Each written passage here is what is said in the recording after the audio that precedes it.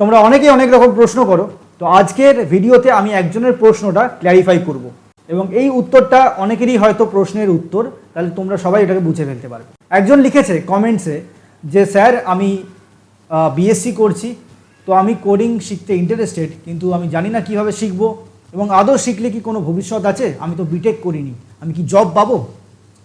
দেখো, সত্যি কথা বলতে গেলে তুমি যদি মনস্থ করে ফেলো যে তুমি কোডিং শিখতে চাও, তোমার ভালো লাগে, নাথিং ক্যান স্টপ ইউ, তুমি শিখতেই পারো। ইউটিউবে অনেক রিসোর্সেস আছে, আমাদের চ্যানেলের ভিডিওসগুলোও আছে, যে কোনো অন্য চ্যানেলের ভিডিওসও তোমরা পেয়ে যেতে পারো। কিন্তু যদি তোমরা বাঙালি হও, বাংলা ভাষাতে শিখতে চাও, তাহলে অবশ্যই আমাদের চ্যানেলে কন্টেন্টটা তোমরা পড়তে পারো। এবার প্রশ্ন হচ্ছে চাকরির। তো অবশ্যই যদি তোমরা কোডিংটা শিখে ফেলতে পারো, তাহলে কিন্তু অনেক রকমের অফ ক্যাম্পাসের পরীক্ষা হয়, যেমন ফর এক্সাম্পল টিসিএস এনকিউটি। টিসিএস এনকিউটিতে যদি রেজিস্টার করো, তাহলে কি হয় না, অ্যাপটিটিউড থাকে, রিজনিংয়ের এক্সাম হয় এবং ইংলিশের কোয়েশ্চেন্স হয়, এবং তার সাথে থাকে একটা কোডিং অ্যাসেসমেন্ট।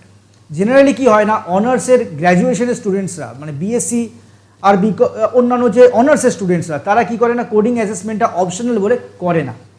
আমি তোমাদের বলবো যে তোমরা কোডিংটা শিখে ওই কোডিং অ্যাসেসমেন্টটা অবশ্যই দাও। যদি তোমরা কোডিং রাউন্ডটা ক্লিয়ার করে দিতে পারো, তাহলে কিন্তু তোমাদের প্রোফাইলটা অনেকটা উপরে চলে আসবে এবং শর্ট লিস্টেড হয়ে যাওয়ার চান্স অনেকটাই বেশি।